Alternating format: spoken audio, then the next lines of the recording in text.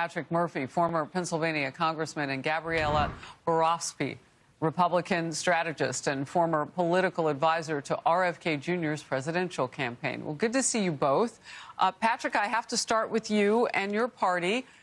You served in the military. Can you imagine those folk like yourself wanting to do it from home? Trying to like save the democracy. And that was actually your job. You cannot zoom your way into Baghdad, Iraq in 130-degree heat. You're right, Harris. Listen, I teach, at Wharton, right? About 27% of workplaces are 5 days a week. 67 are hybrid. But, when you're in these fights, again, fight for democracy, fight for your party, et cetera, for these elections, you got to be with your teammates. You got to understand what's going on. So, I don't think it's too big of an ask, especially, when the majority of the country is hybrid, at least. And by the way, Harris, if it's completely hybrid, you have higher level of stress if you're never in the office. Because you're worried about doing your laundry and looking at the mail, et cetera. So, having that segregated and being focused on your job day to day is incredibly important and more efficient. Yeah, no, being at work is far more stressful than having to do an extra load of laundry, I guarantee you, when you say you're trying to save the democracy.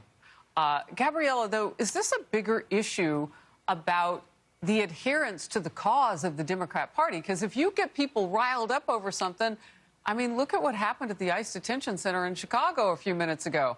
Good or bad, I mean, they're in it.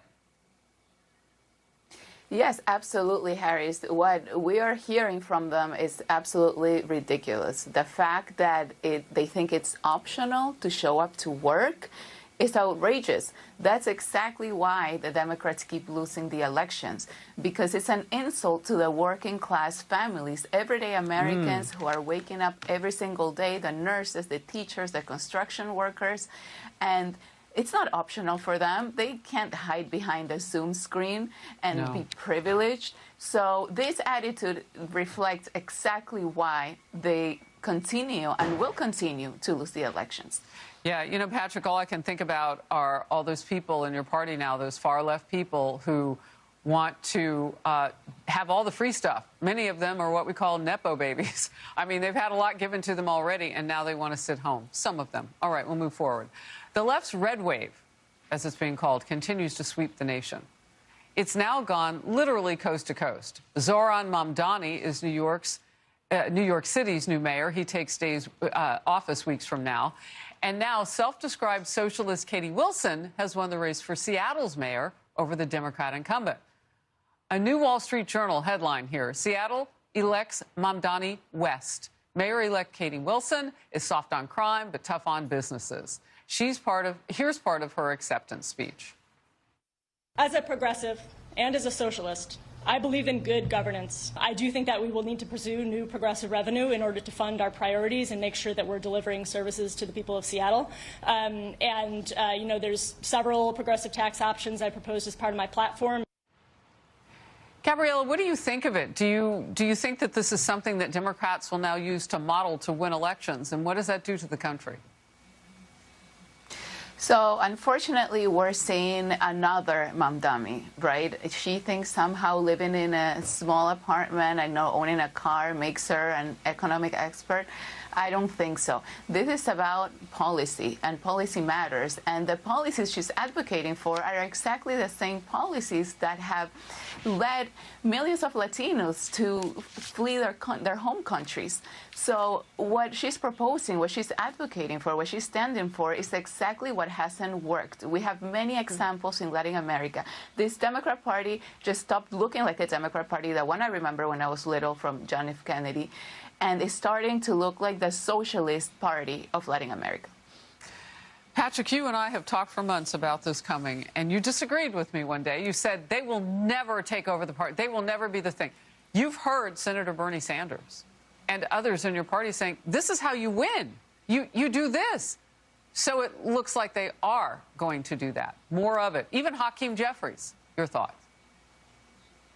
That's how you went in the coastal with the coastal elites, Harris, but not in places like Bucks County, Pennsylvania, where we just won a clean sweep last Tuesday with Democrats, including a new Democratic sheriff, in our great county. So I would say to you, there's 600,000 elected positions in America. We're talking about a handful of Democratic socialist candidates, obviously New York and Seattle. But these are they did run on affordability. Yeah, but I would say to you, though, they did run on affordability. And even President Trump has come out this week saying he has a plan on affordability. He talked about 50-year mortgages. I don't agree with it, and other things. So I think people are getting the message that people are pissed off out there, and they want the prices to be more affordable for all of us Americans, not just the wealthiest among us. Yeah. What you're saying, and you're right. I mean, we started this hour with the White House is coming forth with its mission now to meet the challenges of people who are feeling the affordability crisis that took hold under all of the high inflation under President Biden. I would say this, though. What you're saying is you have a plan that doesn't involve the far left. and so I'm taking it you don't like those people. Gabriella, I'm going to give you a quick last word. Yes, look, free this, free that, free housing, free transportation.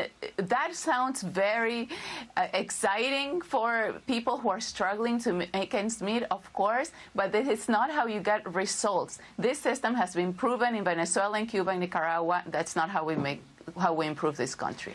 Gabrielle and Patrick, great to have you on the Power Panel. Thank you. Thanks.